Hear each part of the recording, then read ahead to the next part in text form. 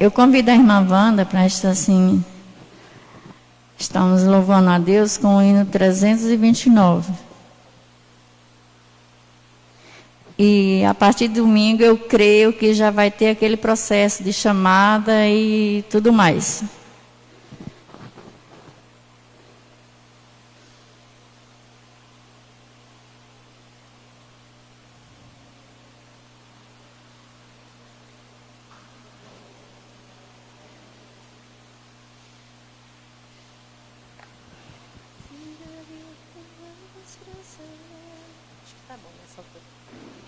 Se da vida as vagas procelosas são, se com desalento julgas tudo vão, contas muitas bênçãos, dizes de uma vez, hás de ver surpreso quanto Deus já fez. Contas bênçãos, contas quantas são, recebidas da divina mão. Uma, dizes de uma vez, hás de ver surpreso quanto Deus já fez. Tens acaso mágoas, triste é teu lidar, é a cruz pesada que tens de levar. Contas muitas bênçãos, não duvidarás, e em canção alegre os dias passarás. Contas bênçãos, contas quantas são, recebidas da divina mão. Uma, dizes de uma vez, hás de ver surpreso quanto Deus já fez. Quando vires outros com seu ouro e bens, lembra que tesouros prometidos tens. Nunca os bens da terra poderão comprar a mansão celeste em que tu vais morar. Contas bênçãos, contas quantas são, recebidas da divina mão. Uma, dizes de uma vez, hás de ver surpreso quanto Deus já fez. Seja teu conflito fraco ou forte cá, não te desanimes, Deus por cima está. Seu divino auxílio minorando o mal, te dará consolo e paz celestial. Contas bênçãos, contas quantas são, recebidas da divina mão. Uma, dizes de uma vez, hás de ver surpreso quanto Deus já fez. Amém, obrigada, Wanda. Os jovens hoje vão ficar junto com os adultos, na classe dos adultos. E nesse momento eu peço à irmã Francilda que esteja assim orando. Eu creio que só quem vai para a classe é os pequenininhos, mas vamos orar pela divisão de classe.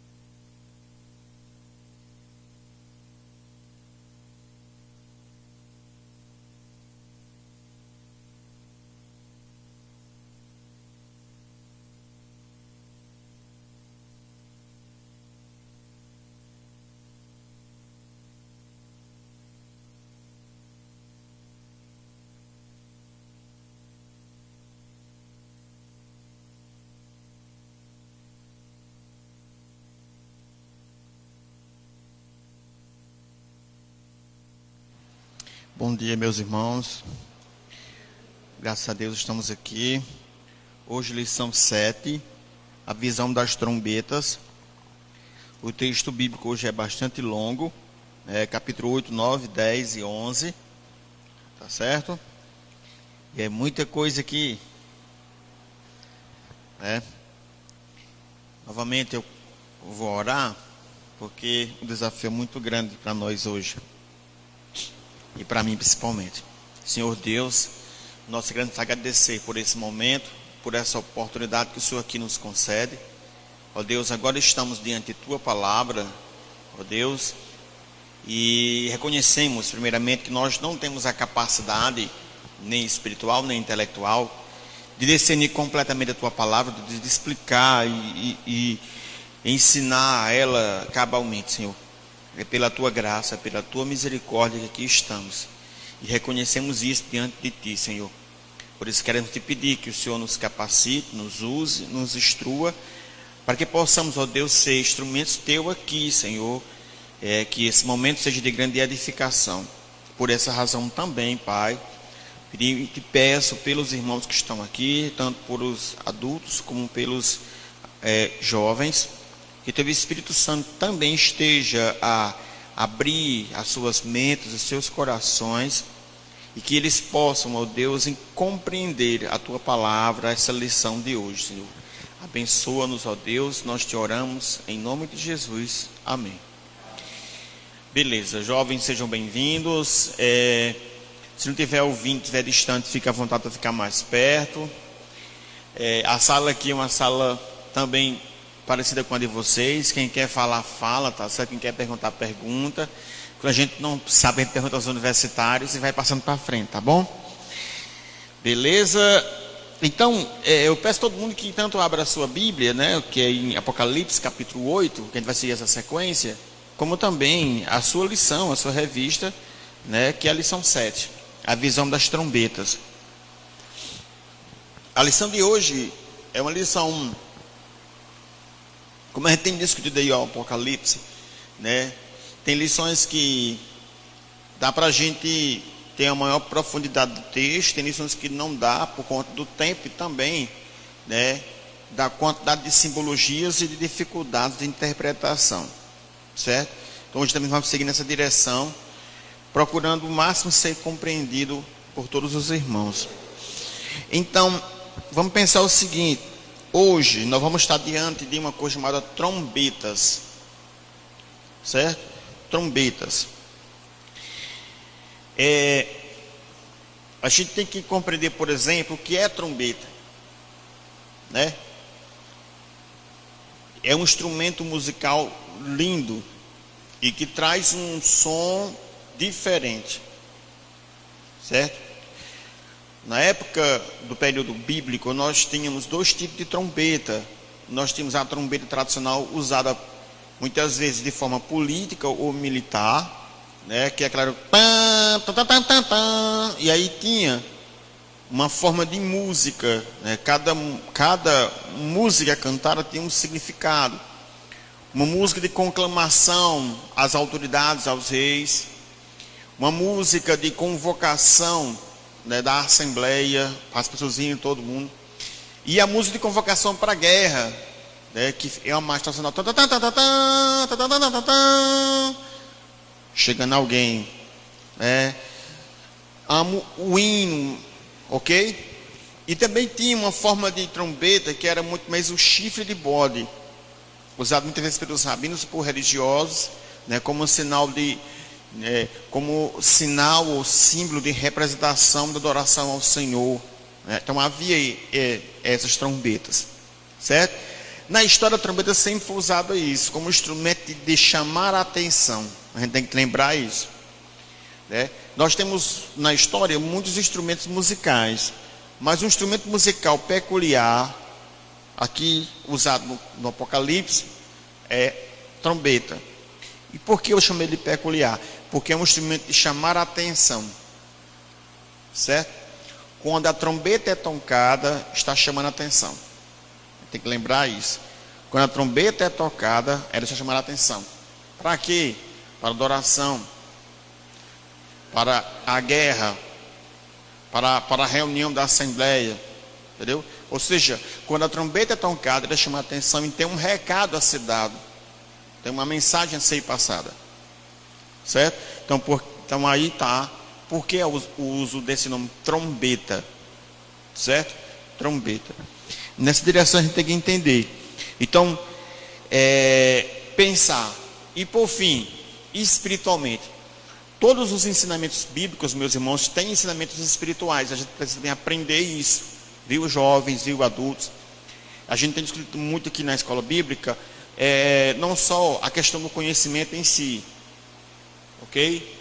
Não só o conhecimento intelectual, mas também todas essas condições aqui, todos esses ensinamentos, esses símbolos, têm um ensinamento espiritual. Então, o que a assembleia, o que a trombeta ensina, né? A trombeta ensina o que? A intervenção de Deus na história. A trombeta ensina a conclamação de Deus à sua igreja, ao homem, né? Deus chamando a atenção. Então, vamos perceber aqui, ó, o Apocalipse, antes de tudo Deus chamando a atenção. Sempre antes do julgamento de Deus, Ele chama a atenção. Deus primeiro demonstra amor, depois demonstra justiça. Que misericórdia, né? Que Deus bom. Então é entender essa direção. Ok? Beleza? Então aqui a revista já coloca aqui as trombetas para reunir o povo, para anunciar a guerra, tudo isso aí a gente já discutiu. E agora nós vamos para o capítulo 8, certo? E vamos lá. O primeiro ponto da lição é o significado das trombetas, o capítulo 8, versos a partir do 11. Na lição passada, né, de 8 a 11, ok? As trombetas, como esse ensinamento aqui. A gente começa as 4 primeiras trombetas que estão aí no capítulo 8, a partir do verso 7. Na lição passada a gente discutiu até o verso 6, certo? Então hoje a gente começa capítulo 8, a partir do verso 7. Então vejam só. Primeira coisa a guardar. O capítulo 8, ele vai tratar das primeiras trombetas, as primeiras 4 trombetas, que diz o seguinte: o primeiro anjo tocou a trombeta e houve saraiva e fogo de mistura com o sangue, e foram atirados à terra. Foi então queimada a terça parte da terra e das árvores e também de toda a erva. Primeira trombeta, destruição, né, de ervas, destruição da vegetação, destruição da natureza.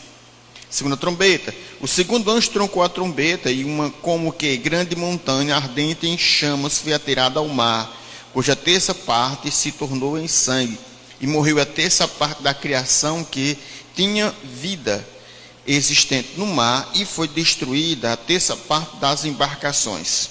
Segunda trombeta, a destruição, né, da vida, de parte da vida marinha. Observa-se nessas trombetas, meus irmãos, a destruição dos recursos naturais, certo? Terceira trombeta, o terceiro anjo tocou a trombeta e caiu do céu sobre a terra parte dos rios e sobre as fontes de água uma grande estrela ardente como rocha. O nome da estrela é Absinto, e a terça parte das águas se tornou em absinto, e muitos dos homens morreram por causa destas águas, porque se tornaram amargas. Veja agora, a terceira trombeta, ela vai mostrar a destruição de um recurso essencial para a vida humana, água, né? Usa a palavra aqui, absinto, que era uma árvore amarga. Ela não era venenosa, mas era amarga. Então muitas vezes a pessoa morrendo de sede não bebia por causa, né, da amargura, daquele gosto tão ruim que a pessoa não conseguia. Por exemplo, tem algumas comidas, não vou chamar aqui de comida, mas tem coisa que quando você engole, que ela é tão ruim que você vomita, né, que o nosso organismo rejeita imediatamente e você bota para fora. Essa era o que a absinto trazia. Era tão amargo que você bebia e botava para fora. Então o significado aqui é a destruição, certo, da água doce, que é parte essencial da vida. A quarta trombeta, O quarto anjo tocou a trombeta e foi ferida a terça parte do sol, da lua e das estrelas, para que a terça parte deles escurecessem e na terça parte não brilhasse, tanto dia como também de noite. Então vi e ouvi uma águia que voava por meio do céu, dizia em grande voz: ai, ai, ai, dos que moram na terra, por causa do restante vozes de trombeta dos 3 anjos que ainda tem que tocar. Pronto. Fechando o capítulo 8, irmão, eu vou tentar ser didático, né, para a gente não ir muito na especulação. O capítulo 8, ele mostra aqui o toque das 4 primeiras trombetas. Essas 4 primeiras trombetas, irmãos, significam o quê? A destruição dos recursos naturais essenciais para a vida. Essas 4 trombetas iniciam o julgamento de Deus. O julgamento de Deus, ele é no tempo de Deus e ele é perfeito, criando, né, todas as situações para o julgamento dele acontecer, de forma que o homem não tenha nada e ninguém que possa correr, né? É um exemplo parecido assim, por exemplo, quando Deus chama alguém para a sua obra, ele tira tudo aquilo que atrapalha. O Senhor é soberano. Então nesse caso aqui, Deus está chamando o mundo para o julgamento.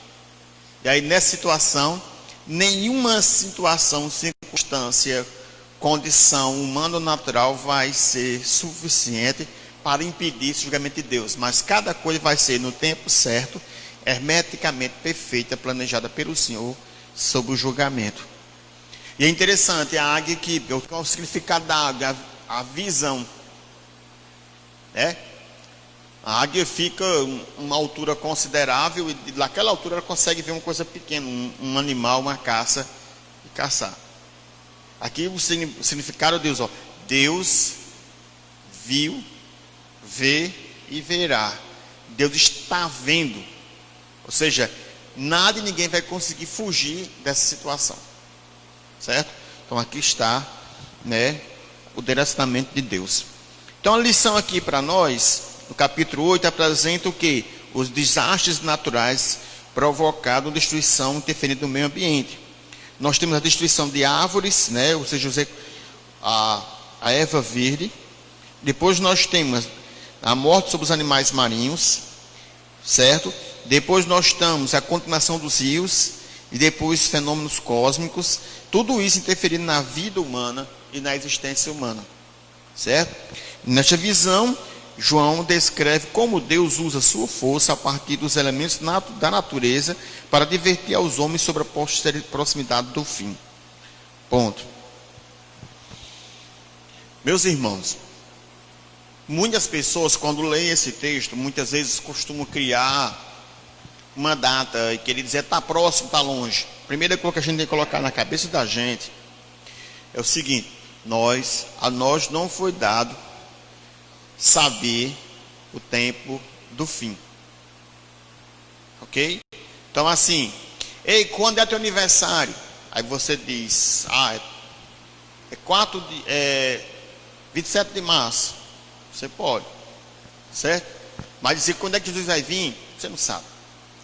Por outro lado, o que aqui está diante de nós? Circunstâncias que vão acontecer, que são próximas à parousia, ou seja, próximas à segunda vinda de Cristo.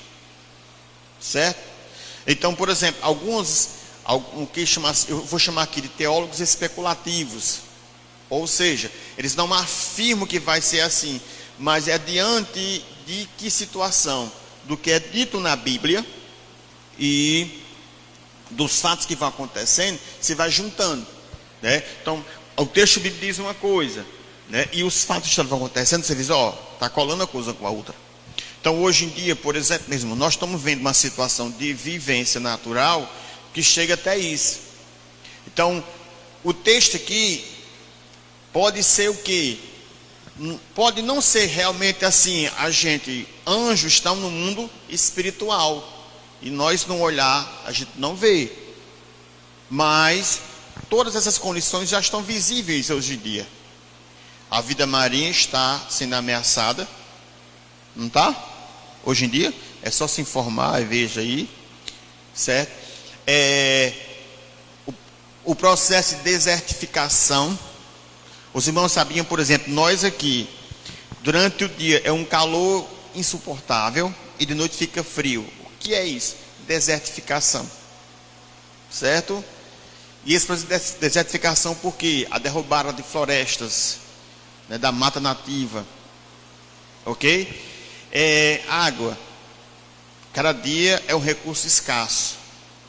Cada dia que passa, a água torna-se um recurso escasso. Certo? Por conta de quê? Destruição dos rios, nascentes.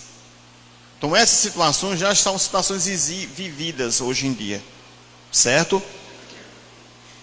Mas isso é o tempo do fim? Deus sabe. Mas essa situação nós já estamos vivendo hoje em dia. Ok? Então nessa direção. Quinta trombeta, irmãos, capítulo 9. Antes de seguir o capítulo 9, alguma pergunta, irmãos? Se tiver, os jovens, está beleza aí? Beleza, Raquel? Que Raquel é uma intelectual orgânica, acaba de que ouvir essa mulher. Beleza? Capítulo 9, meus amores, segue as trombetas, né? Que agora é a quinta trombeta. Vejam só. O quinto anjo tocou a trombeta. É interessante aqui, antes de eu começar, eu pulei uma coisa. Perceba aqui, ó, sempre o número perfeição. Sempre vai perceber aqui, ó, 7, ó, 7 anjos, 7 trombetas, 7 espíritos. Então aqui sempre está relacionado à perfeição. Uma perfeição qualitativa e quantitativa. Muitas vezes não se refere, não é exatamente 7, mas a referência à perfeição. De o que Deus faz e como Deus faz é perfeito. Número 7, número da perfeição. Então agora nós estamos no quinto anjo, que viu uma estrela caída do céu na terra, e foi dada a chave do poço do abismo. Alguns colocam esse anjo aqui, né, como um anjo que está diante de Deus, né? E esse anjo caiu. Alguns associam esse anjo ao próprio Satanás, ou a um anjo ligado a ele. Ela abriu o poço do abismo, e sobre a fumaça do poço, como fumaça de grande fornalha, e como a fumaceira saída do poço, escureceu o sol e o ar. Também a fumaça saíram gafanhotos para a terra, e foi-lhe dado poder para que tenham escorpiões da terra. E foi-lhe dito que não causasse dano à erva da terra, nem a qualquer coisa verde, nem a árvore alguma, e tão somente aos homens que não têm o selo de Deus sobre a fronte. Foi-lhe também dado, não que a matasse, e sim que os atormentasse durante 5 meses. E o seu tormento era como o tormento de escorpião quando fere alguém. Naqueles dias, os homens buscarão a morte e não acharão. Também terão ardente desejo de morrer, mas a morte fugirá deles. O aspecto dos gafanhotos era semelhante a cavalos preparados para a peleja. Na sua cabeça havia como que coroas parecendo de ouro, e o seu rosto era como o rosto de homens. Tinha também cabelos como cabelos de mulher, e os seus dentes como dentes de leão. Tinha couraças como couraças de ferro. O barulho que as asas faziam era como barulho de carros de muitos cavalos quando correm a peleja. Tinha ainda cauda como escorpiões, e ferrão na cauda. Tinha poder para causar danos aos homens por 5 meses. E tinham sobre eles como um rei, o anjo do abismo, cujo nome em hebraico é Abdon, e em grego Apolion. O primeiro ai passou. Eis que depois destas coisas vêm os 2 ais. Olha, o quinto anjo, ele vai colocar aqui uma destruição sobre a humanidade. Certo? Uma destruição sobre a humanidade. Então, dessa destruição vem um anjo do abismo, certo?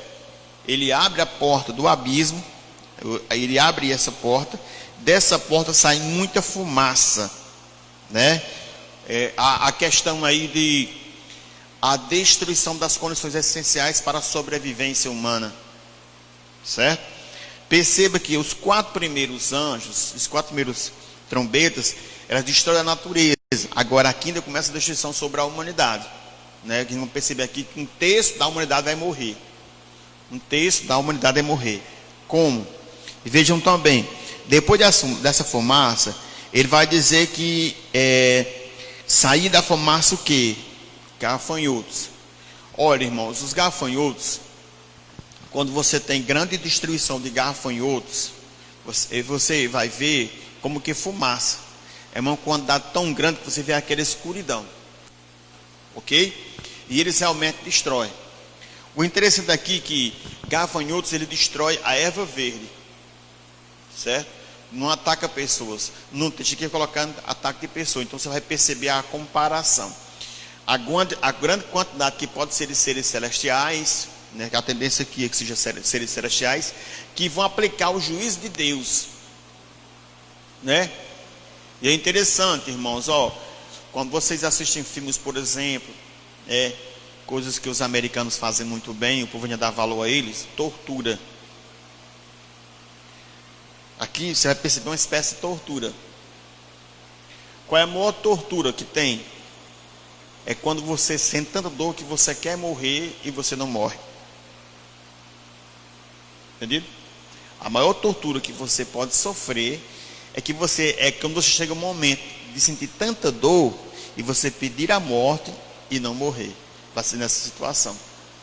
Os gafanhotos vão atacar a humanidade e as pessoas vão sofrer tanto, sentir tanta dor, tanto castigo, tanto sofrimento, tanto ataque, que as pessoas vão tentar morrer, vão pedir a morte, mas não vão morrer, porque vão estar sofrendo dores. O ataque dos gafanhotos. Certo? É interessante, irmãos. Recentemente nós tivemos isso esse ano aí, né? Uma nuvem de gafanhoto invadiu parte da Argentina, quase chegou no sul do país. Certo? Mas isso aí é um fato. Certo? Essa nuvem de gafanhoto não matou uma terça parte da população. Em 1826, em um país africano, ocorreu um ataque de gafanhoto que morreu boa parte da população. Certo? Então, são fatos que já aconteceram. Mas a gente não deve negar esses fatos radicalmente, porque o texto aqui não coloca gafanhoto, mas coloca como esses gafanhotos eram, como era a característica deles, semelhança humana, vestido. Então você vai perceber que esse gafanhoto aqui parece com um exército. Agora vamos lá, algumas pessoas que querem interpretar isso, associam isso tanto às guerras, Primeira e Segunda Guerra, mas principalmente a uma terceira guerra, certo? Que você, em uma guerra hoje, você tem facilmente a condição de matar uma terça parte da população, por conta das condições bélicas existentes pelo homem hoje.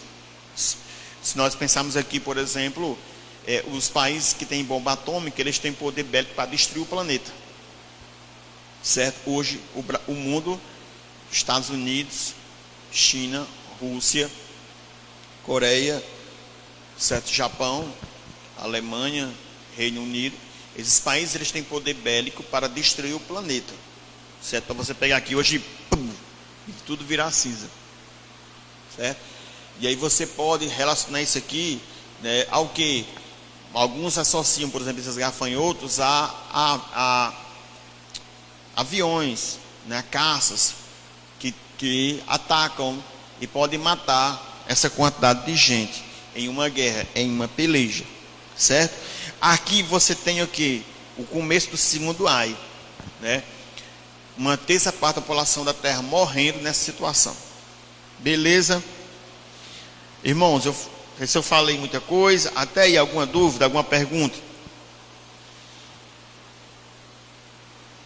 Alguma dúvida?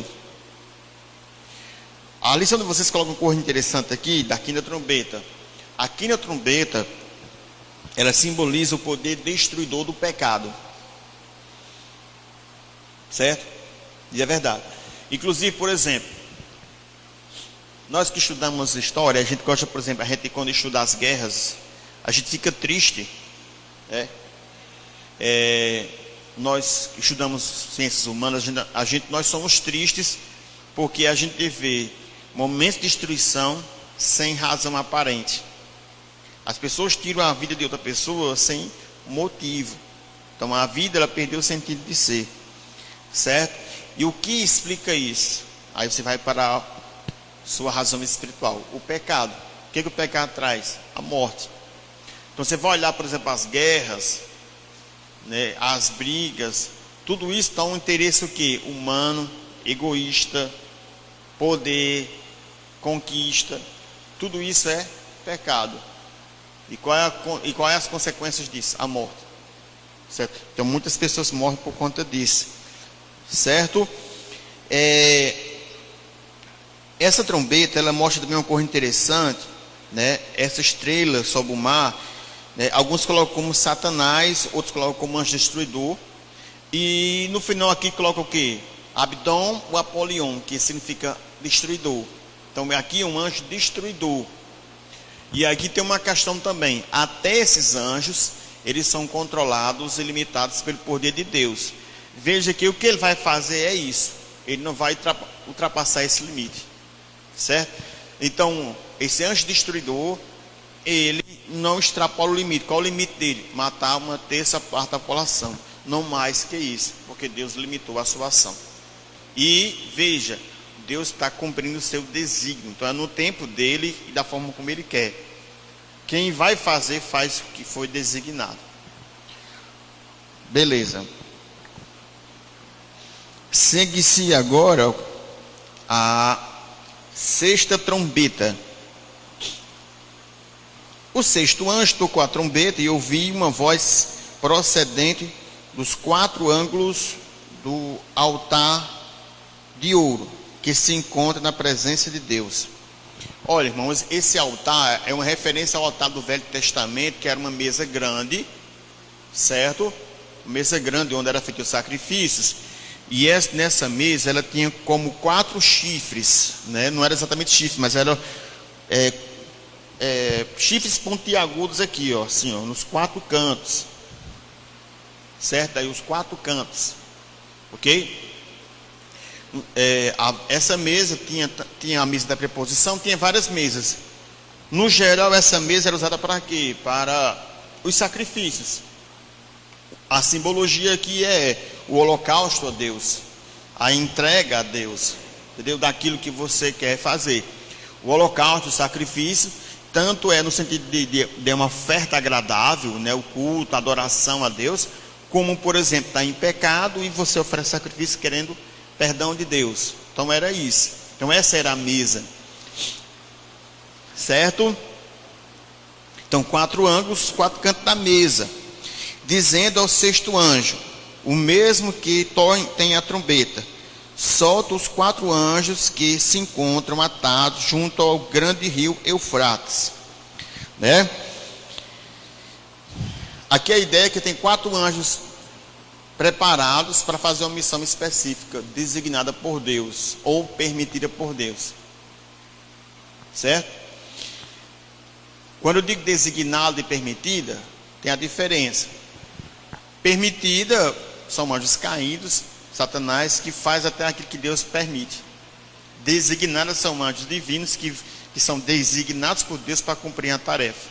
Sempre vejo essa diferença. Foram então soltos os 4 anjos que se achavam preparados para a hora, o dia, o mês e o ano. Veja, tudo no tempo de Deus. E o que esses anjos iam fazer? Para que matasse a 1/3 parte dos homens. Aí agora, agora nós já temos aí, irmãos, aí já temos aí 2/3 da população pagando, certo? E associa aqui essa morte, é uma morte cruel, não só morreu, morte de sofrimento. Aqui está a aplicação de Deus. Aí você vai lembrar do que nós falamos nas primeiras lições. Apocalipse confortava a igreja primitiva dentro do que eles sofriam, porque demonstrava que no tempo de Deus ia julgar os perseguidores. Aqui é o julgamento. O número dos exércitos, vamos pensar aqui, ó. O número dos exércitos da cavalaria era de 20 mil vezes 10 milhares. Eu vi o seu número. Por muito tempo, esse versículo aqui, isso aí não existe. Não tem condição de ter uma quantidade dessa de cavaleiro. Hoje você já tem. né, os exércitos americanos, os exércitos chineses, os grandes exércitos das grandes potências, você já tem essa quantidade. E aqui, cavaleiro, você não pode só pensar literalmente a cavalo, né, porque naquele período, os animais mais usados para a guerra era cavalo, por causa, né, o animal, o transporte. Hoje você tem motos, carros, tanques, aviões. Então você tem essa quantidade. Os Estados Unidos, por exemplo, hoje faz parte da política, indo aqui para a geopolítica atual, boa parte das guerras, elas são decididas antes da guerra. Sabia? Que é o poder de intimidação de um exército. Quando, por exemplo, os Estados Unidos mataram aquele chefe saudita, né? Para eles lá é um herói, os americanos um terrorista. Ele invadiu, matou o cara lá no Iraque. E o que foi que explica não ter uma retaliação? Os Estados Unidos disse, eu matei e vai ficar por isso. Se vocês quiserem mais alguma coisa, é dizer que a gente invade. O outro país, sem ter condição bélica de bater de frente, ficou na dele, calado. Entendido? Então essa relação explica. O tamanho do exército também justifica como um poder de intimidação. Ó, eu vou invadir. Ou você abre, eu vou invadir. O cara sabe que vai perder, abre. Por causa do tamanho do exército. Tamanho e poder bélico. O maior exército do mundo, né? Americano e chinês. 17. Assim, nesta visão, contemplei que os cavalos e seus cavaleiros tinham couraças cor de fogo, de jacinto de enxofre. Cabeças de cavalo eram cabeças de leão. E de sua boca saía fumaça e enxofre. Por meio desses três flagelos, a saber, pelo fogo, pela fumaça e pelo enxofre, que saiu de sua boca, foi morta a terça parte dos homens. Veja aqui, irmãos, ó, flagelo, que significa sofrimento. Perceba, fogo, fumaça e enxofre, né? Que é o que? Causas de destruição de guerra. A guerra traz isso. Certo? E as pessoas morrem. Pois a força dos cavalos estava na sua boca e na sua cauda, né? Porquanto a sua cauda se parecia com serpentes, e tinha cabeças, e com elas causavam dano. Os outros homens, aqueles que não foram mortos por esses flagelos, não se arrependeram das obras das suas mãos, deixando de adorar o demônio e os ídolos de ouro, de prata, de cobre, de pedra e de pau, que nem podem ver, nem ouvir, nem andar, nem ainda se arrepender dos seus assassinos, nem de suas feitiçarias, nem de suas prostituições, nem de seus furtos. Irmãos, vejam só, aqui você vai ter a sexta trombeta, né, a destruição, né, e aqui a visão que muitos acreditam é uma guerra grande, onde você tem um grande exército que destrói. E essa guerra é tão grande e de tanta mortandade que ela mata um terço da população, certo? E é interessante o verso 20, que ele coloca aqui a dureza do coração humano. Nesse momento aqui, muitos colocam que a partir da primeira trombeta em diante, você está diante aí de um momento de tribulação, de sofrimento, imposto, colocado por Deus, para que a humanidade possa ter consciência, certo? Para que a humanidade possa ter consciência do que ela está sofrendo. E daquele momento ali o julgamento de Deus. E aí nesse momento ainda Deus tem misericórdia, né? Mas mesmo diante de toda essa situação, pessoas não vão se arrepender. Aí o verso 20 coloca isso. As pessoas não vão se arrepender e vão continuar seguindo seus ídolos, sua religiosidade, seus falsos deuses, certo? E aí Deus vai continuar com o julgamento, ok? Irmãos, eu estou indo rápido porque senão o tempo não dá, tá certo? Mas se tiver dúvida, perguntas, fica aí.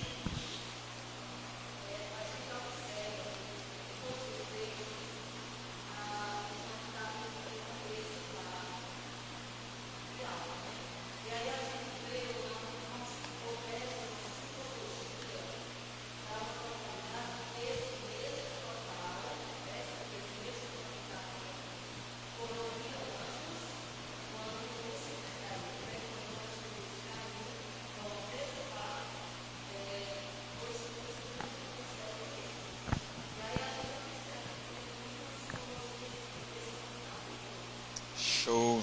Por isso que tem que ter show.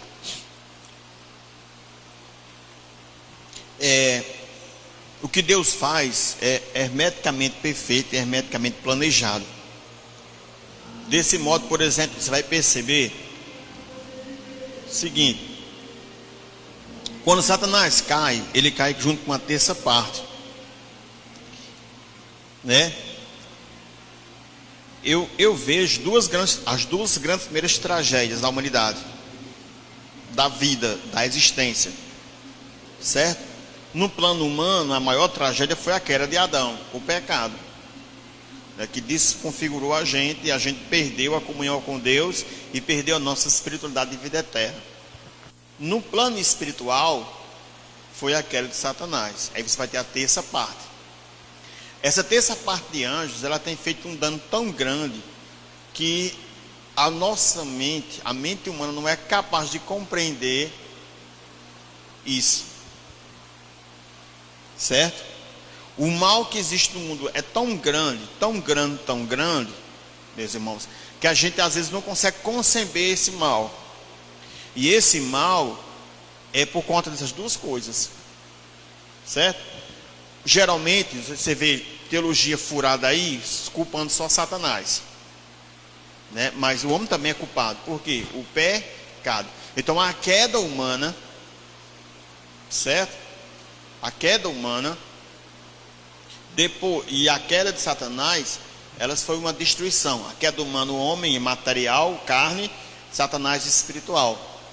E ali começa uma guerra, certo?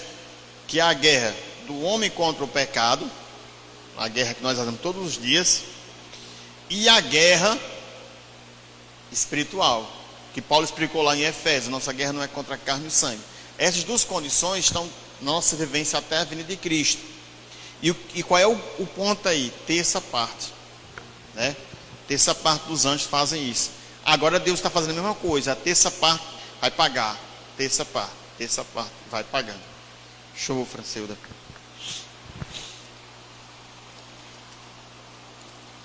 Vamos lá. Seguindo agora, meus irmãos, a gente vai agora para o episódio do livro que é comido, capítulo 10, né? A gente leu aí, paramos aí na sexta trombeta, vai ter um intervalozinho para a gente ir para a sétima trombeta. Então o capítulo 10 vai falar sobre isso. Vejam só, capítulo 10. Vi outro anjo forte descendo do céu, envolto em nuvens, com o arco-íris para cima de sua cabeça. O rosto era como o sol e as pernas como colunas de fogo. E tinha na mão um livrinho aberto. Pôs o pé sobre o mar, pôs o pé direito sobre o mar e o esquerdo sobre a terra. E brandou em grande voz, como ruge um leão. E quando brandou, deferiram 7 trovões nas suas próprias vozes. Aqui a gente começa uma visão, né, do domínio de Deus sobre todo o existente. Um anjo que coloca o pé na terra e coloca o pé no mar. Olha, o domínio de Deus sobre tudo, certo? O brado como leão. Irmãos, eu não sei quem é, eu nunca ouvi, certo? Mas assim, pelo que eu sei, o leão quando faz aquilo ali, né? O pessoal mais antigo da gente aqui que tinha, por exemplo, leão, que tinha onça aqui no Nordeste, né? De longe viu o brado dele, e toda a região que estava sob o domínio daquele animal, o rei da floresta, tremia, o ruge, né? Então você vai ter aqui isso, esse brado, e todos os seres viventes vão ouvir esse brado, certo? Logo que falaram 7 trovões, eu ia escrever, mas ouvi uma voz do céu dizendo: guarda em segredo as coisas que os 7 trovões falaram e não escreva. Aqui acontece uma coisa parecida também com Daniel, certo? João viu algo tão profundo, tão grande, tão esplêndido, que o anjo disse: não escreva não. Ou seja, a humanidade não está preparada para ouvir. Aí ele segue. Então o anjo que via em pé sobre o mar e sobre a terra levantou a mão direita para o céu e jurou para aqueles que vivem pelos séculos dos séculos, o mesmo que criou o céu a terra, o mar e tudo quanto nele existe. Já não haverá demora, né? Esse anjo aqui está demonstrando o seguinte, ó, está próximo. Está próximo. Não vai haver demora, está próximo, calma. Mas nos dias da voz do sétimo anjo, quando ele estiver para tocar a trombeta, cumprir-se-á então o ministério de Deus. Seguindo, ele anunciou os seus servos, os profetas, né? Aí, ó, não tem demora. Quando vir o sétimo anjo, vai vir um julgamento de Deus. Então, a voz que eu vi, vinda do céu, estava um novo falando comigo e dizendo: vai e toma o livro que se acha aberto na mão do anjo em pé, sobre o altar e sobre a terra. Fui, pois, ao anjo, disse-lhes que me desse o livrinho. Ele então me falou: toma e devora-o, certamente ele será amargo ao seu estômago, mas na sua boca doce como mel. Tomei o livrinho da mão do anjo e o devorei, e na minha boca era doce como mel, mas porém comi, o meu estômago ficou amargo.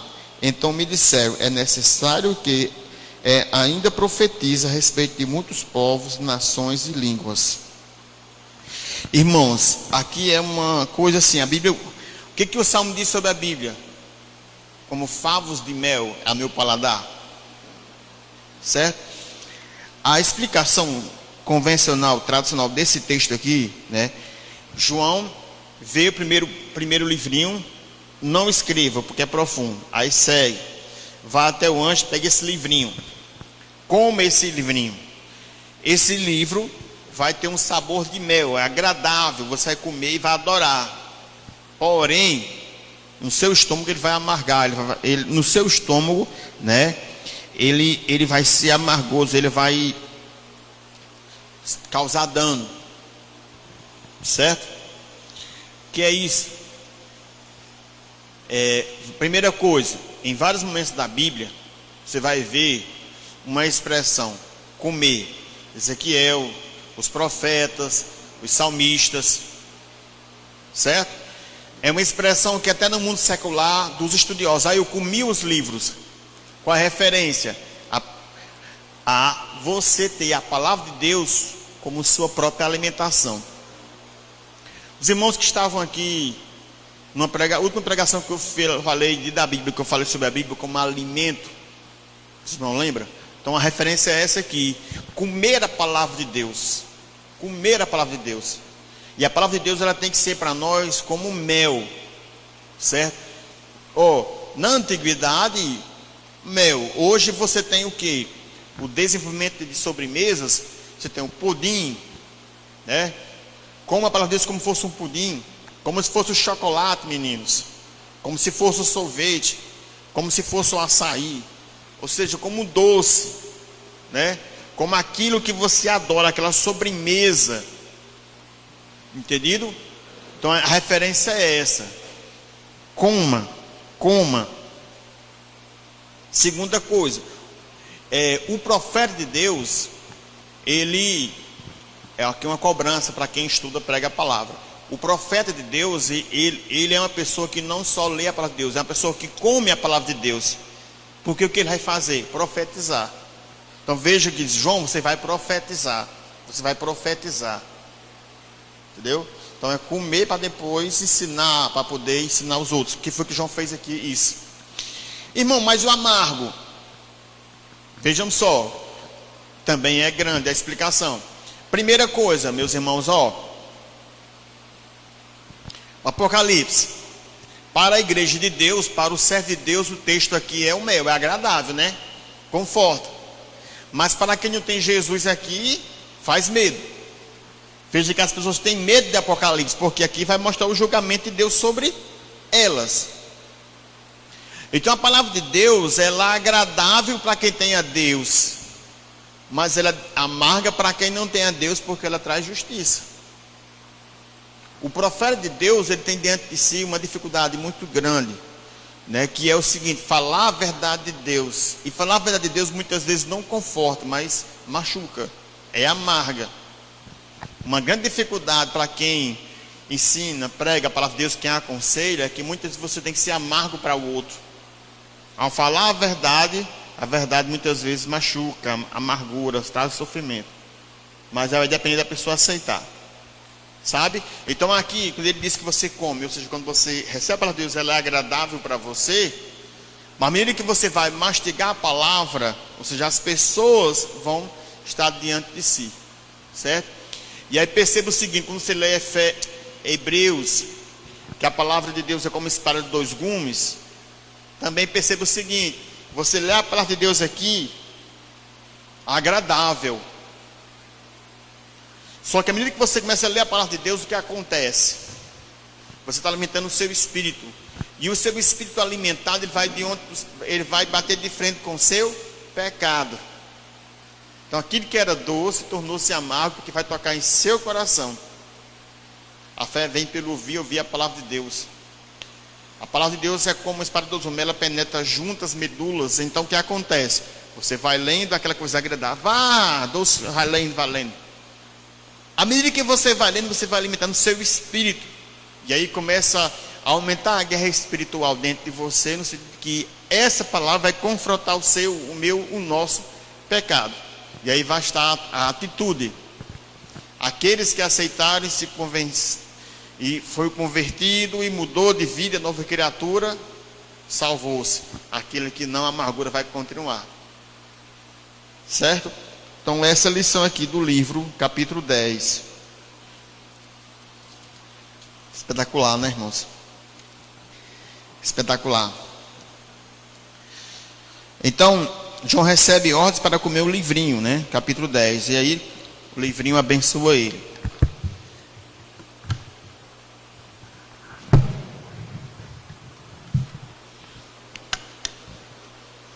Pronto. Até aí, meus irmãos. Alguma dúvida? Alguma pergunta? Fiquem à vontade, por favor. Os jovens que eu vi falar, né? Eu não ouvi falar, mas eu acho que vocês fazem perguntas, participam, são muito estudiosos. Tem alguma pergunta?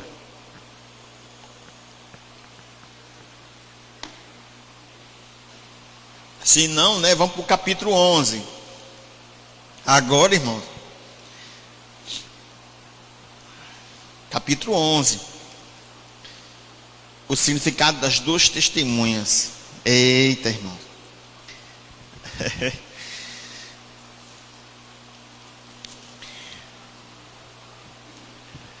Capítulo 11. Foi-me dado um caniço, bambu. Naquela época havia o que nós temos hoje como bambu, né? Era muito, por ser uma árvore muito, um vegetal muito existente naquela região, e ele era muito útil porque ele crescia muito reto e é muito utilizado para várias coisas. Ainda hoje no mundo oriental você vai ter muitas embarcações, casas feitas de caniço, certo? Estão usados para isso. Muitas vezes eles pegavam o caniço e cortavam um certo tamanho, daí você vê, por exemplo, uma cana, né? Mais ou menos o tamanho do antebraço, 60 centímetros. Então era isso, certo? Usava para isso. Então eles usavam esses pedaços de pau para medir, ok? Então o caniço é uma vara. E também me foi dito: dispõe-se e mede o santuário de Deus e o seu altar e os que nele adoram. Aqui João, ele tem uma visão do santuário de Deus, certo? E das pessoas que já estão lá adorando ao Senhor, né?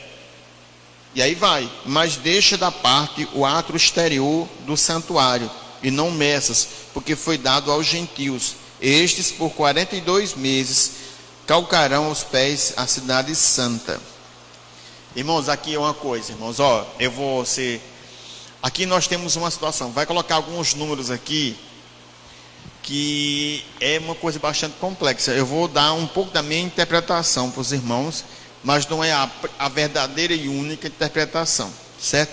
Além de tudo, aqui esses números é uma coisa muito grande. Na verdade, o capítulo 11 seria, por exemplo, a gente sentar aqui e passar o resto do dia discutindo ele, porque é muita história, muitas coisas aqui, tá bom? Vamos entender o seguinte: O que Deus quer para a gente aqui é o mais importante, certo? Essas especulações aí, esses estudos teológicos, é mais para especialista. Então vamos lá. Ele mandou João, verso 1 e 2. João mede o santuário, certo? Só não meça o átrio. O que era o átrio, irmãos? Ó, assim, você tinha um lugar santo, como se fosse, por exemplo, essa parte aqui, ó. Só o sacerdote uma vez por ano tinha acesso. Aí você tinha um lugar santo dos santos, que era, como se fosse aqui a igreja, que todos os judeus, servos de Deus, tinham acesso. E o átrio, o espaço todinho aí, ó, era, né, onde todas as pessoas tinham acesso, judeus e gentios, certo? Qual é a minha visão disso, né? Você vai medir o quê? Vai medir o lugar onde existe adoração a Deus. E o lugar no átrio dos gentios, ou seja, dos que não servem a Deus, dos que não estão adorando a Deus, você não vai medir agora. Ok? Então João foi dado a medir o lugar onde tem adoração a Deus.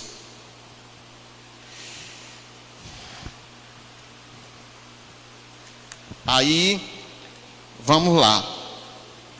Verso 3. Darei as minhas duas testemunhas que profetizem por 1260 dias, vestidas de pano de saco.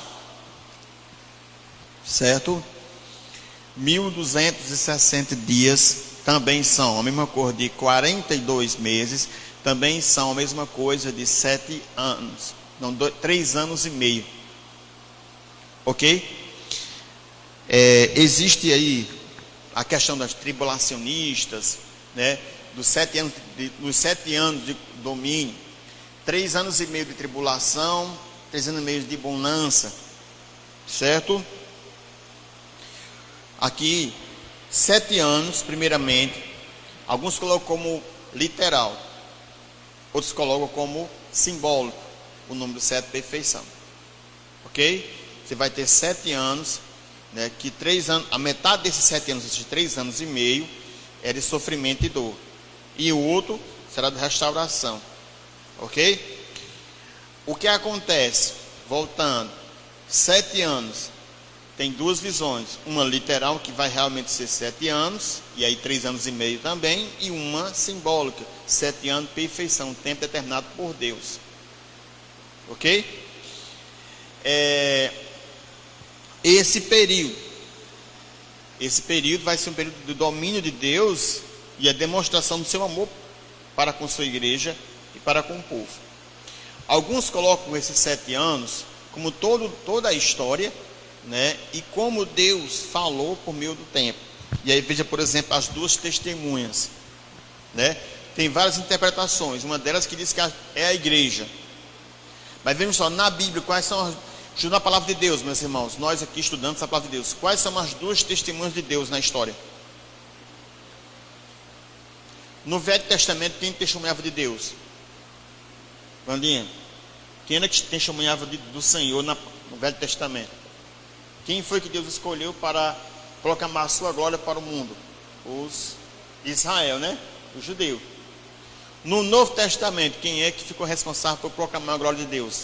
A igreja. Então, as duas testemunhas, certo?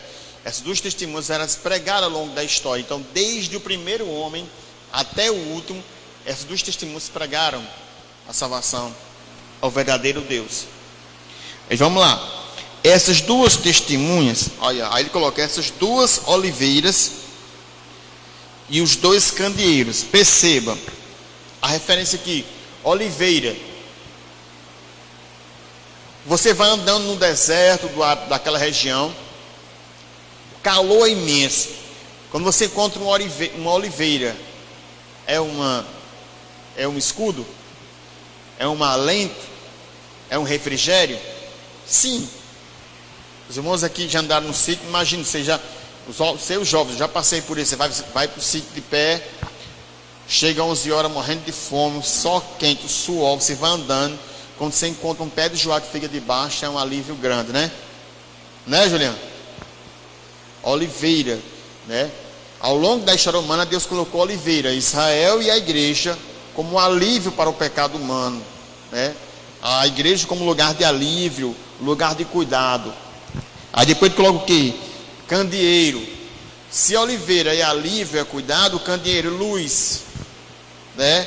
Você vai ter duas luzes, Israel no velho, igreja no novo. As pessoas vendo ali, ó, o exemplo, a luz, o que eu devo seguir. Certo? Aí, que se achava em pé diante do Senhor da terra, Jesus, né? Se alguém pretende causar-lhe dano, sai fogo de sua boca e devora os inimigos. Sim, se alguém pretender causar dano, certamente deve morrer. Elas têm autoridade para fechar o céu, para que, perceba aqui, irmãos, aqui, ó,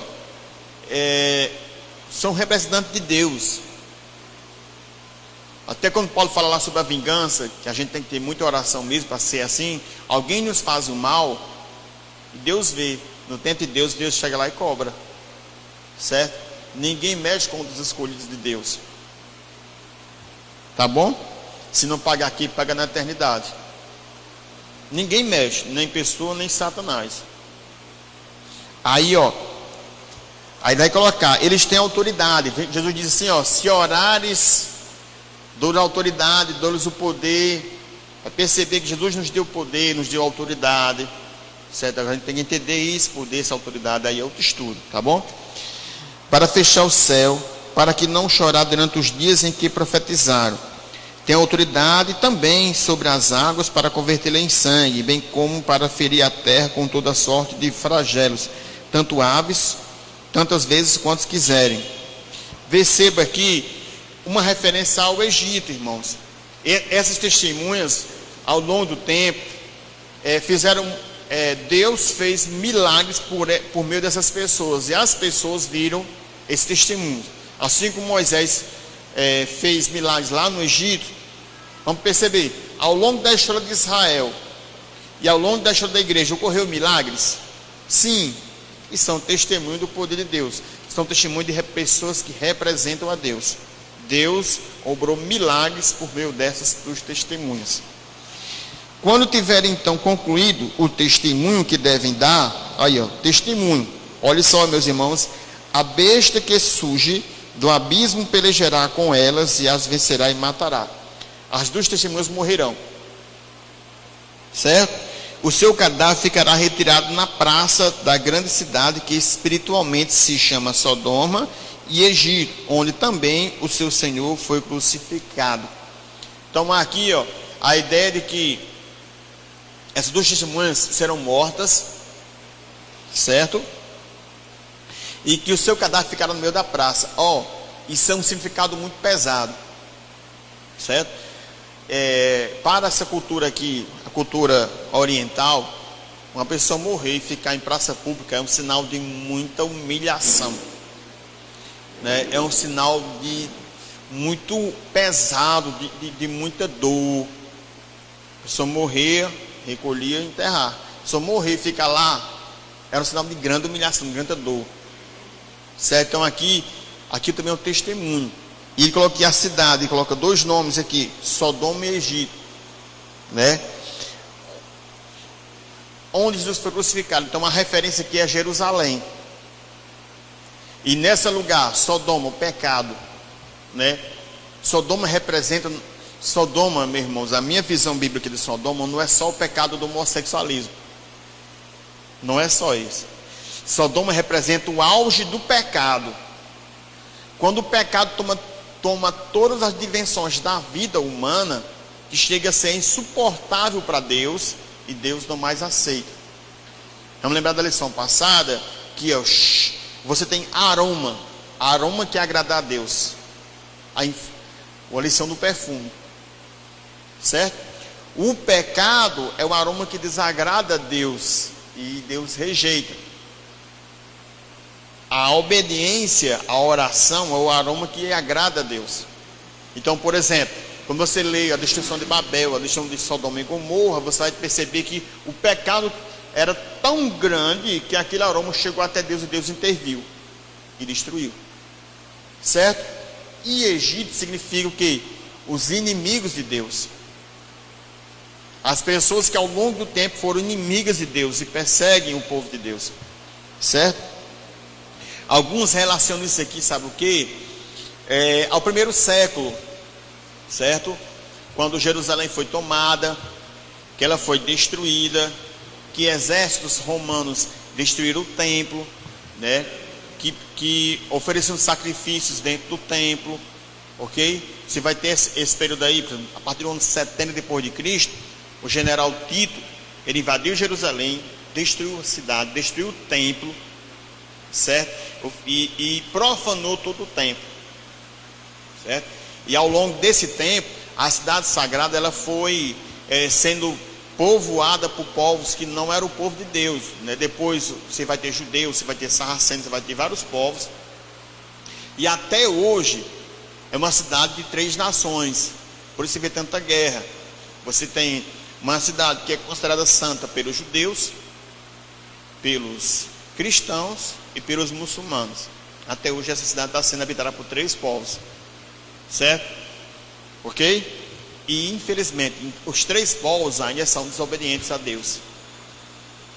Ok? Se você for olhar, a cidade muitas vezes é muito mais usada para dinheiro, para o turismo, do que para adoração. As pessoas vão lá conhecer. E você vai ter cristãos que visitam, e você vai ter cristão de todos os jeitos aí, inclusive cristãos que adoram outros deuses. Vai ter judeus que rejeitaram a Cristo, e você vai ter muçulmanos que Cristo é só mais um profeta. Certo? Então é uma visão bastante ampla desse período aí. O seu cadáver ficará estirado na praça da grande cidade, isso já foi falado, né? Então, muitos dentre os povos, tribos, línguas e nações contemplam os cadáveres das 2 testemunhas por olha, vejam só. Olha só, povos, línguas e nações, a totalidade da raça humana. O que eles vão contemplar? Os cadáveres das 2 testemunhas por 3 dias e meio, e não permite que esses cadáveres sejam sepultados. 3 dias e meio, veja aí, 3 dias e meio, ou seja, referência a 3 anos e meio, referência a metade da tribulação, metade dos 7. Beleza? Durante esse período você vai ter o domínio. Alguns associam isso aí ao domínio, né, do anticristo, que vai vencer. Aqui a ideia não seria a morte física, mas a morte da moral, a morte dos bons costumes, a morte dos princípios bíblicos, certo? E o domínio do anticristo durante esse período, 3 anos e meio, certo? Os que habitam sobre a terra se alegram por causa deles, realizarão festas e enviarão presentes uns aos outros, porquanto esses 2 profetas atormentavam os que moram sobre a terra. Irmãos, a nossa pregação, ela atormenta as pessoas, que atormenta o pecado. Entendido? Então, muitas vezes, a nossa exclusão, a nossa expulsão de lugares, né? A nossa ausência de lugares para pessoas é legal. A gente incomoda. E é interessante, irmãos. A gente erra muito na vida da gente, mas a verdade é, quando você estiver num lugar que você não incomodar, você está ruim. Quando nós estivermos num lugar e que nesse lugar a gente não incomodar, é porque a gente está ruim. Principalmente no mundo. Certo? No mundo. Você foi para um lugar de pessoas e seu comportamento, sua fala, sua existência, sua vida, não incomodar a outra pelo seu exemplo, é bom e é necessário repensar a nossa vida cristã. Certo? Então, o testemunho de Deus fazia isso. Mas depois, agora vejam só, alguns colocam aqui como arrebatamento de todos os salvos. Olha só, mas depois de 3 dias e meio, depois desse período, né, um espírito de vida, vindo da parte de Deus, neles penetrou, e eles se ergueram sobre os pés, e aqueles que o viram sobreveu grande medo. Alguns colocam aqui como arrebatamento, porque vejam só, irmãos, quantos e quantos irmãos em Cristo estão dormindo no Senhor. E o que Paulo diz? Quando Jesus voltar, os vivos ressuscitarão primeiro, os mortos ressuscitarão primeiro, né? E os vivos juntamente juntos encontrarmos com o Senhor nos ares. Né? Então, todas essas testemunhas, aqui vai ter a primeira ressurreição. Certo? De todos os salvos em Cristo, que vão se encontrar com o Senhor. As duas testemunhas, ou seja, a totalidade dos salvos, ouviram grande voz do céu, dizendo: sobe para aqui. E subiram ao céu numa nuvem, e os seus inimigos a contemplaram. A Bíblia diz que todo olho verá, né? E aqui a parte do julgamento também, é o livramento de Deus sobre o seu povo, e o julgamento também. Eita, olha o que aconteceu com eles, né? Naquela hora houve grande terremoto e ruiu a 10ª parte da cidade, e morreram nesse mesmo dia 7.000 pessoas, ao passo que as outras ficaram sobremodo aterrorizadas e deram glória a Deus do céu. Passou o segundo ai, eis que sem demora vem o terceiro. Então aqui você vai ter, né, esse processo aqui, espetacular, né? Todo mundo vai ver isso. Eita, ressuscitado. E aí vem a 7ª trombeta, para finalizar, né? Ok? Para fechar esse ponto, as duas testemunhas, qual é a missão dela? Testemunhar de Jesus, de Cristo. Qual o tempo determinado? Vamos aqui. Tem determinado, aí tem aqui 1260 dias. Refere-se ao dia de testemunho do povo de Deus. Olha,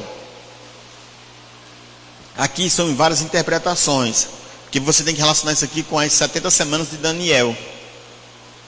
Certo? Vamos tentar aqui. Como é que eu penso aqui? Perceba, Daniel lá, no livro de Daniel, ele viu o que ia acontecer e ele ficou em pânico. Senhor, Senhor, né? Daniel era um homem de Deus, e quando ele falou, Deus obedeceu. O que foi acontecer? Veio um anjo, ele pediu, né? Eu acho até um momento assim espetacular, assim, emocionante, né? Como Deus guarda o servo dele e escuta o servo dele, né? Eu estava aqui e chegou um anjo e disse: veio uma ordem da parte de ti. Deus mandou o anjo falar com Daniel. Que coisa linda, né? Aí vai dizer, ó, está ordenado. Então eles colocam o seguinte, né? Esse tempo, como aqui tempo, até Jesus, né? 69 semanas. De Jesus até a segunda vinda, a 70ª semana, certo? Todos esses acontecimentos que Daniel narra, acontece, por exemplo, aí você vai perceber, se for voltar aqui, eu acho que eu falei um pouco sobre isso na primeira lição. Eu falei um pouco sobre o livro de Daniel, que a invasão de Jerusalém, a destruição de Jerusalém, um general sírio, né, Epifânio, que ele invade Jerusalém e ele oferece um porco no templo, que é a abominação do santuário, certo? Então todos esses acontecimentos acontecem, só que durante todo esse período as duas testemunhas testemunham, continuam obedecendo. Sempre Deus vai ter o remanescente, ou seja, aqueles que permanecem fiéis ao Senhor, certo? Então você vai ter 42 meses vezes 30 dias, vai dar 1260 dias, ou 3 anos e meio, né? Ele se refere a esse tempo ao tempo de aflição. Esse símbolo dá origem a Daniel 7, depois, né, todo esse período. Alguns colocam também esse período aí como um período de aflição muito colocado por Deus na humanidade, certo? Alguns também pensam em seguinte coisa, 3 anos e meio, certo? O início das dores até esse período aí de grande sofrimento colocado por Deus. As duas testemunhas podem representar o que? A igreja. Ou, né? Alguns colocam, por exemplo, Moisés e Elias, né? A figura de grandes servos de Deus. De maneira geral, pensa isso aqui: todos os servos de Deus ao longo da história. As duas testemunhas, Israel e a igreja. Morte e vida das duas testemunhas, né? Percebe um ataque hostil da besta aos servos de Deus, que é constante, né? A gente tem que perceber isso, por exemplo. O que Pedro diz? Satanás está como um leão, andando ao nosso derredor, buscando a quem possa tragar. Certo? Então, todo momento, irmãos, nós, igreja, consciência, todo momento Satanás está ao nosso redor. Tem algumas condições que ajudam a gente a entender e vencer. Cheio de Deus, cheio do Espírito, para vencer o pecado. Não conseguimos vencer se não for na graça. Segunda coisa, não dá brecha para Satanás entrar na nossa vida e destruir a nossa vida. E terceira coisa, perceber, né, que nenhuma tentação veio sobre vós sem que antes venha a forma de vencer. Lá em Paulo diz isso, certo? Então, tanto tentação quanto provação também tem a ação de Deus. Deus só vai deixar vir até você aquilo que você pode resistir.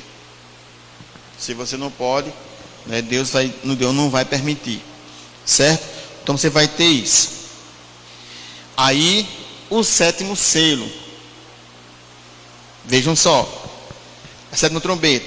O sétimo anjo tocou a trombeta. Peraí, tá certo. Será que é na próxima lição essa trombeta? Porque eu estou ainda coisado. Vamos lá, a sétima trombeta. O sétimo anjo tocou a trombeta e houve no céu grande voz dizendo: o reino do mundo se tornou do nosso Senhor e do seu Cristo, e ele reinará pelos séculos dos séculos. E aqui vai a sétima trombeta, a trombeta está vindo o rei. Quem é esse? Jesus, reinando sobre tudo. Os 24 anciãos, a gente já falou sobre eles, né? Vão estar diante dele, sentados no trono, diante de Deus. Prostraram-se sobre o seu rosto e adoraram, dizendo: graças te damos, Senhor Deus Todo-Poderoso, que és, que eras, para que assumisse o teu poder e passaste a reinar. Na verdade, as nações se ofereceram. Chegou, porém, a tua ira e o tempo determinado para serem julgados os mortos, para se dar galardão aos teus servos, os profetas, os santos e os que temem o teu nome, tanto aos que pequenos como os grandes, e para destruírem os que demoram a terra. Só um pontinho aqui, observa o verso 18, coloca 3 tipos de pessoas, servos, profetas, santos, e temem a Deus. Aqui também são características do servo de Deus, como os tipos de servo de Deus. Os servos, né? Todos que servem a Deus como servidão, que tem a Deus realmente como Senhor de sua vida, certo? Você tem os profetas, ou seja, ao longo da história bíblica, teve pessoas que foram chamadas por Deus para profetizar, né? Os profetas, o Velho Testamento, os que vaticinaram, falavam do futuro, os do Novo Testamento até hoje, os que ensinam a palavra, certo? Os santos, ou seja, os consagrados, certo? E os que temem a Deus, pessoas, né, que ao longo da sua vida demonstram temor. Aqui são 4 características espetaculares para nós também, irmãos. Se a gente conseguir ser na vida da gente servo, ou seja, ter Deus como Senhor, se a gente conseguir ser profeta de Deus, se a gente conseguir ser santo, consagrado, e a gente tiver temor ao Senhor, a gente vai estar cumprindo, né, o que Deus colocou. O que é o pecado? O pecado em si é não atingir o propósito de Deus. E qual é o propósito de Deus? Que nós sejamos servos, profetas, santos e ter temor a Deus. Isso é o auge da vida cristã. Abriu-se então o santuário de Deus, que se acha no céu, e foi vista a arca da aliança do seu santuário, e sobrevieram relâmpagos, vozes, trovões, terremotos e grande saraiva. Então aqui você vai ver os servos de Deus, e a arca da aliança, irmãos, representa o que? A presença de Deus. Então esses servos vão estar na presença de Deus. A arca da aliança significa a presença de Deus em seu povo. Então você vai ver o Velho Testamento, a arca tinha esse significado, né? Deus está em seu povo. Nesse momento aqui vai ser literal, ou seja, os servos vão estar diante do seu Senhor, os profetas vão estar diante do seu, né, ensinador, os santos vão estar diante, né, daquele pelos quais eles se consagram. né? Os que têm temor vão estar diante daqueles realmente que eles têm temor, o Senhor. Ok? Então, mais ou menos isso. Mas eu não posso parar de olhar a lição e ver o seguinte: sua aplicação para a igreja.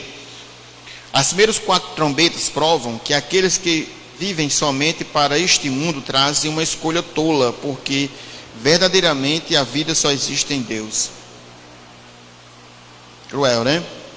Assim como as 2 testemunhas, todos os crentes devem empenhar-se pela causa do Evangelho, e sofrer por Cristo deve ser visto como um privilégio, porque toda perseguição por causa de Deus é uma vitória para o crente. O juízo de Deus em favor dos homens, até o momento, é acompanhado com a sua misericórdia, dando-lhe tempo para o arrependimento. Deus, ao longo da história, vem dando oportunidade às pessoas para que se arrependam e passem a crer em Jesus. Muitas são as advertências divinas de seu juízo acontecerá. Deus quer que aqueles que creem em Jesus proclamem às nações as advertências divinas. A mensagem de Deus para os crentes de hoje é a mesma. Em meio às aflições do tempo, os crentes precisam lembrar que eles são um tempo de inquietação. Mas o salvo conta com a segurança da proteção e a garantia da vitória final. Meus irmãos, é isso. Graças a Deus chegamos, e graças a Deus a gente chegou até o final aqui, né? E graças a Deus também a gente, pelo menos assim, o básico deu para a gente refletir, né?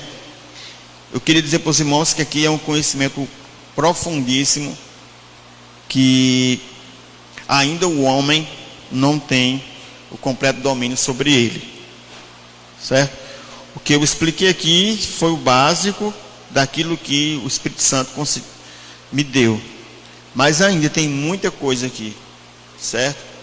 Que não só o conhecimento bíblico, mas o conhecimento histórico ainda do homem não foi suficiente e capaz para chegar à profundidade do que tem aqui. Então vamos esperar o futuro. Se Deus vai nos conceder mais conhecimento, ou as próximas gerações, ou na segunda vinda de Jesus. Talvez o meu lugarzinho, né, lá vai ser esse. Talvez o lugarzinho de Evandra vai estar lá na oração, na música cantando, né? Talvez a oração dos irmãos aí seja outra. Talvez meu lugarzinho seja diante de Paulo ali. E ei, Paulo, como é que vai ser isso aqui? Como é isso? Ou diante de Daniel. Daniel, mas essa semana, explica-me essas semanas aqui, eu estou doido para saber essa história, né? E lá está conversando com eles. Então esse é o nosso principal conforto, irmãos. As suas dúvidas, as suas curiosidades, que aqui não foram completamente sanadas, e que o irmão aqui, desculpa, eu não consegui dar de conta, mas lá na eternidade, eu pelo menos, é um dos sonhos meus. Chega lá e diz: ei, Paulo, me explica isso aqui que eu não estou entendendo não. Entendeu? Ei, João, que é essa semana aqui tudinho? Eu estou doidinho para saber isso aqui. Explica para mim, senta aí para nós conversar. Nós temos tempo suficiente, na eternidade, para a gente conversar sobre isso. Então, na eternidade, aquilo que a gente não conseguiu saber, vamos saber lá. Amém? Vamos orar? Alguém quer orar? Por favor, Wanda, Deus abençoe.